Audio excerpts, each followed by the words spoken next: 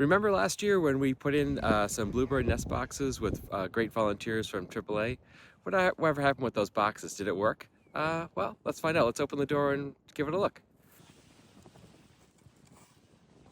Yeah, sure enough, we have a nest. This is last year's nest. You can see it's made with grass, and this is a bluebird nest. They make pretty simple nests, grasses. I've seen them made with pine needles even, but generally always this shape, about this big, very plain, but a little depression with a little depression in the middle. If this box had been filled up with twigs, that's a sign that house wrens had taken it over. If it was filled with all kinds of miscellaneous stuff, that means a mouse used it for the winter.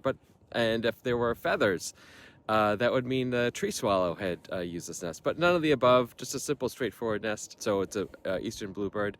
Boxes like this one have been key to the recovery of eastern bluebirds in New England. For me, I just say, hey, a trail experience is a heck of a lot better with bluebirds than without. When I come out here and look at these nests, I can't help but remember the times I took school groups out here when I was a preserve manager. There's absolute magic in these boxes in May and June. The reactions were always fantastic. I hope that spell took hold with some of those kids and that they remember and appreciate nature and birds and wild things. Fingers crossed we got through just to a few. Anyway, that's why I love bird boxes so much. Thanks.